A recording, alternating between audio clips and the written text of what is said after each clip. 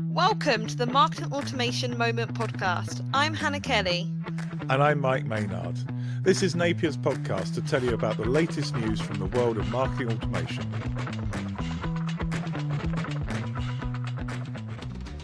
Hi Mike, welcome back to another episode of the Marketing Automation Moment. How you doing? Hi Hannah, good to talk to you again, and we've managed to connect despite the outage with Amazon Web Services today. I know it has been a bit of a busy morning just trying to get things to work. And I mean, is everything back up now or not? I'm not sure. Well, I hope so. I haven't had a chance to play Fortnite, but I'll definitely get to try that later on. Damn, but at least I can log my lunch from FitnessPal now, so it's okay.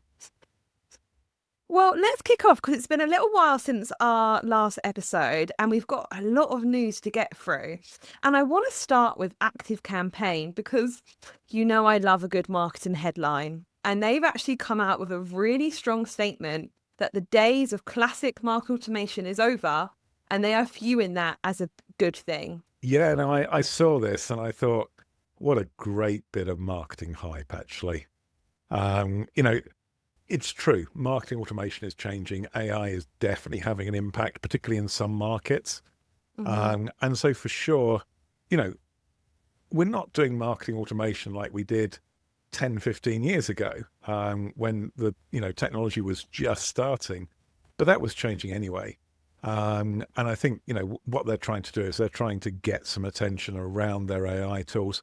But realistically, does it mean that, marketing automation is radically different? I don't know.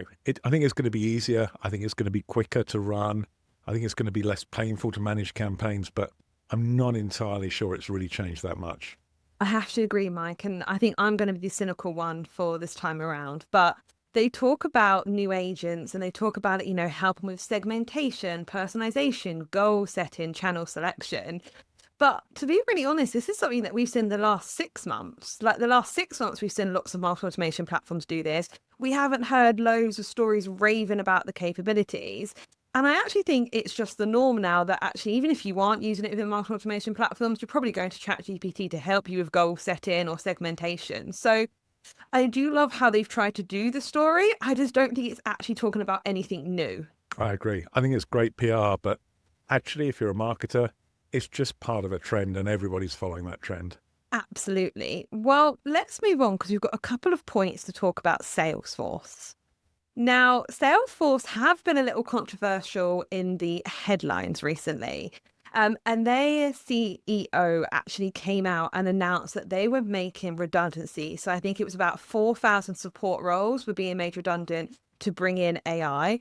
But at the same time, they're also looking to hire 5,000 sales staff. So I'm a little bit confused. I mean, what do you think? Yeah, actually, I don't know if you can hear, but it's raining really hard here. So if any listeners are wondering what the background noise is, we're okay. It's just raining hard. We're in the UK. No, great story. I mean, my first thought was, hiring all those salespeople, can't they get themselves a decent CRM system? Who knows? I mean, I think, some of this is hype. Certainly for sure, I think one of the things AI has done is it's really, really helped in terms of self-service customer support.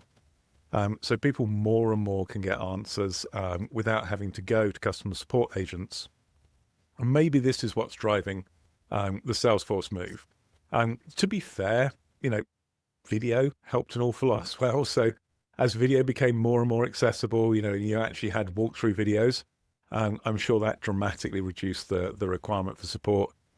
Now AI is, the next stage along there. So I can understand maybe that they don't need as many people.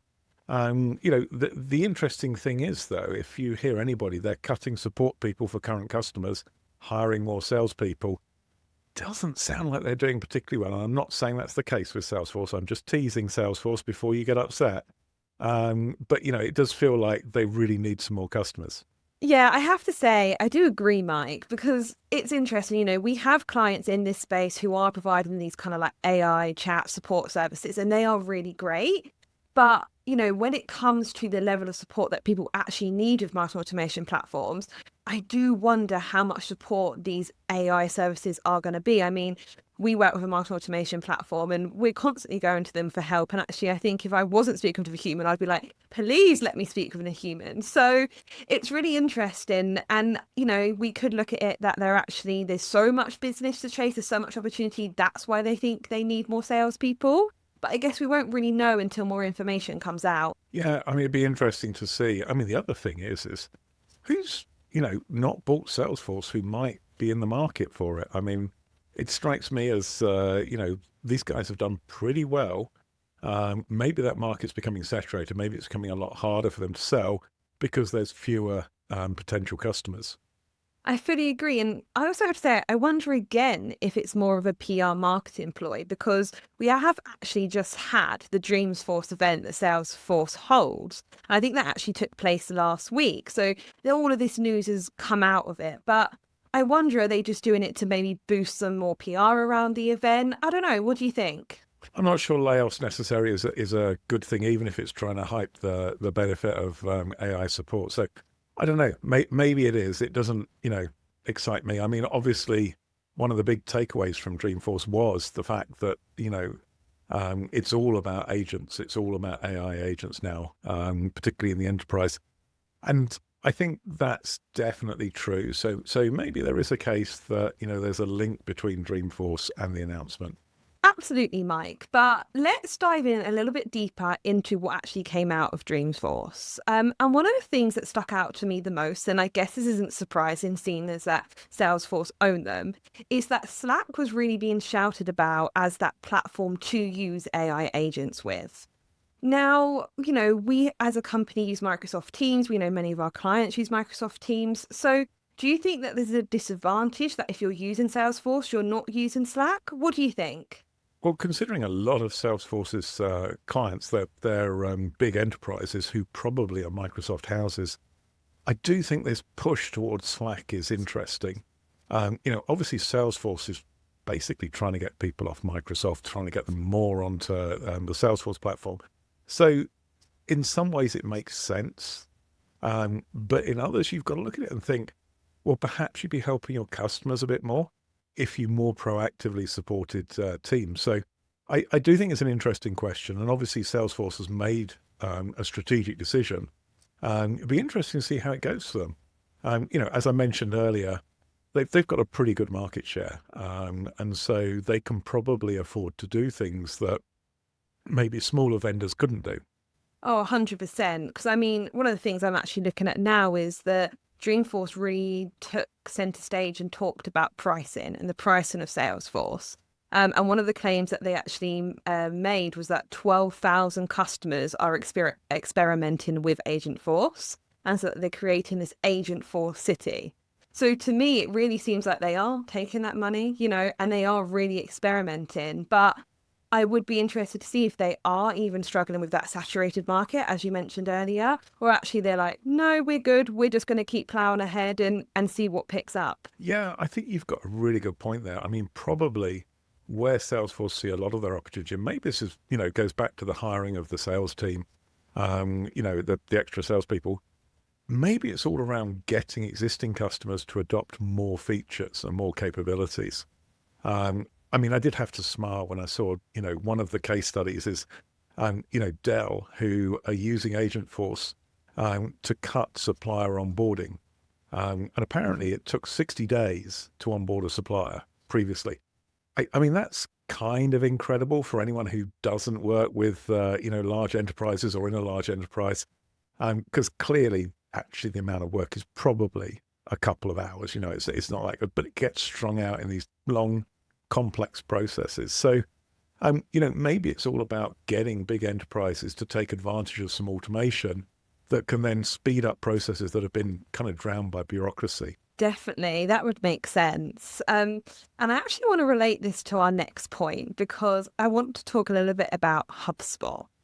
Now, HubSpot, I think, are doing that exact thing and basically positioning something to overcome these long, strung out, processes where decisions have to be made. And they have introduced what they call the loop marketing. Now, I have to say, I did laugh out aloud a little bit at this, because we've been through HubSpot. We've both been to inbound throughout the years, Mike, and we've been there where they've talked about customer journeys. I've sat front row when they've talked about flywheel and that this is the newest thing and this is what you've got to follow to be successful. And now they are talking about loop marketing. Now, the general consensus of loop marketing is that it's basically how you combine what you are doing as you, as a marketer, with the efficiency of AI. I mean, what did you think about it? Well, I think in a way it's kind of interesting because actually it's very specifically marketing. If you look at what HubSpot did with the flywheel, that was much more around customer lifecycle. And now loop marketing is really focused on marketing. I mean, I'm not convinced it's necessarily revolutionary. You know, the idea that you don't just say who you are, but you also tailor it to your audience. I mean, it kind of doesn't feel like it's the most stunning insight ever. And I'm not entirely sure why they have to do this in a loop other than the loop looks cool. But I think, you know, HubSpot's great at producing these systems and selling them and marketing them, really simple processes. And, you know, we were HubSpot partners for a while, and you kind of, you know, get into that HubSpot cult and you really believe in it. And I'm sure that, you know, if anybody listening here talks to a HubSpot agency over the next, you know, couple of years, they'll get this whole loop marketing pitch related to them. Because those agencies really take on these HubSpot approaches. So I don't think it's a big deal. I don't think it's a massive change. But I do think it's kind of interesting that, again, HubSpot's trying to create a process and then market that and brand it. Definitely. And I think as well, you know, they're trying to be leaders. HubSpot are known for being the leader, and they're trying to be the leader of like, okay, AI, we've talked about it. We've got this, we've got all our competitors. What can we do different? Oh, wait, here's a process that you can follow that's going to help with AI. And as a marketer, I do love that, because even though we aren't HubSpot partners anymore, sometimes I do still fall into the cult, and I'm like, oh, this is really cool. And then I realize it's not actually teaching me anything new. Ouch, that's pretty brutal, Hannah. I think it's, you know, I think they're good at doing it. I also think that one of the big issues we see with a lot of marketers and agencies is the lack of process. You know, and I think if you've able to use process, that can actually make you more creative. You know, most creatives are not short of ideas. It's more about whipping down to the best one. If you have a process, it's much easier to get down to the one that's going to be most effective. So I think, you know, there is some value in HubSpot trying to do this. I've got to be honest, I don't really get how loop marketing is so related to AI. But hey, I'm sure we'll hear more from HubSpot and they'll explain it. I'm sure we will.